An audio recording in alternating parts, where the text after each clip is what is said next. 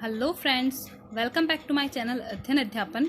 आज हम पढ़ेंगे राजस्थान के प्रमुख लोक देवताओं में से एक गोगा जी के बारे में। गोगा जी को सांपों के देवता कहते हैं, परंतु इनकी मृत्यु जो थी गायों की रक्षा में हुई थी। चलिए देखते हैं गोगा जी की पूरी कहानी। परंतु उससे पहले मैं आपको बता देती हूँ कि जो हमारे लोक प्रचलित बात है, वो जो हमारे पास जानकारी है वो हम आप तक पहुँचा रहे हैं। इस पर हम कोई तर्क नहीं कर रहे हैं। ददरेवा चूरू के चौहान शासक जेवर चौहान और बाछल दे के पुत्र नहीं होने पर गुरु गोरखनाथ ने गूगल फल दिया, जिसके आशीर्वाद से हुए पुत्र का नाम गोगा जी रखा गया। 946 ईस्वी में गोगा जी का जन्म हुआ था। कहाँ? ददरेवा चूरू में। और जेवर चौहान और बाछल दे के पुत्र थे ये।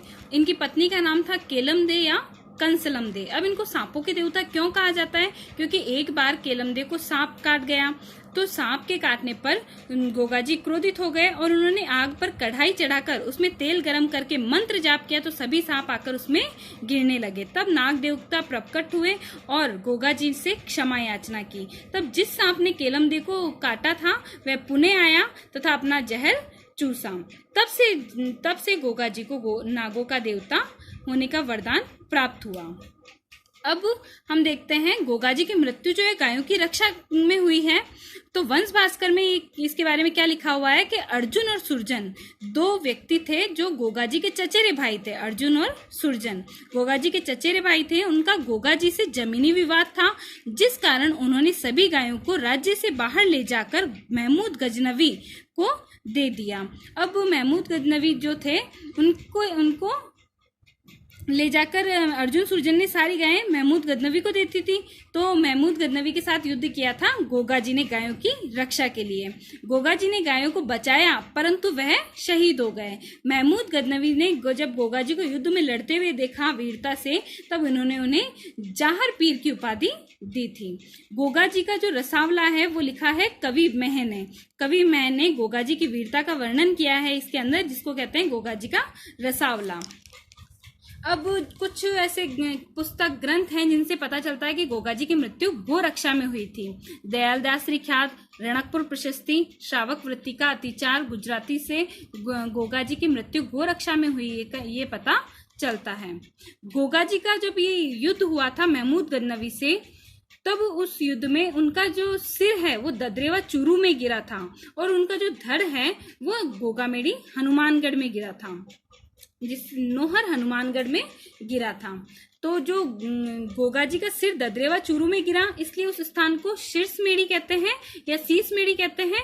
और जो धड़ है मतलब बाकी शरीर वो गोगामेड़ी हनुमानगढ़ में जाकर गिरा, इसलिए उस स्थान को धुरमेड़ी कहते हैं।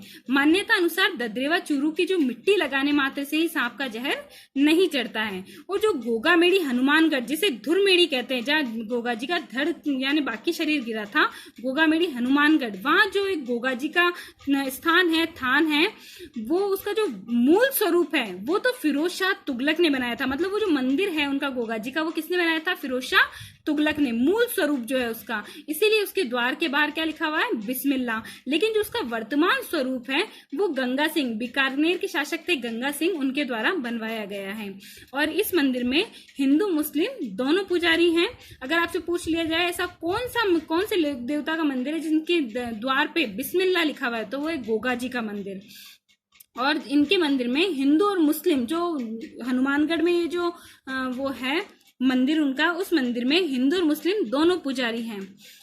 और भाद्रपद कृष्ण नवमी को विशाल मेला भरता है। यहाँ सांप्रदायिक सद्भावना का मेला है ये। अब आपने देखा होगा कि कायम खानी मुस्लिम जो होते हैं, कायम खानी मुसलमान, वो गोगा जी की पूजा करते हैं। क्यों? क्योंकि गोगा जी के ही वंश में एक व्यक्ति थे करम सिंह या कायम सिंह। इनको जबरदस्ती मुस्लिम बनवा दिया गया और इनके नाम कायम खा कर दिया गया। इनकी पीढ़ियां आगे जो आई, इनके पीढ़ियां वो कायम खानी मुसलमान कहलाए, जो गोगा जी को गोगा पीर के नाम से पूजते हैं। ये जो हमारे पास जानकारी थी वो हमने आप तक पहुंचाई है। और आपसे पूछ लिया जाए गोगा जी की ओलड़ी कहाँ है, तो जालोर में एक स्थान है सांचोर, वहाँ गोगा जी की ओलड़ी है। अगर ये सब चीजें आप इस वीडियो को एक दो बार वापस रिपीट कर करके देखेंगे तो आपको कंफर्म है, बिल्कुल 100% याद हो जाएगा।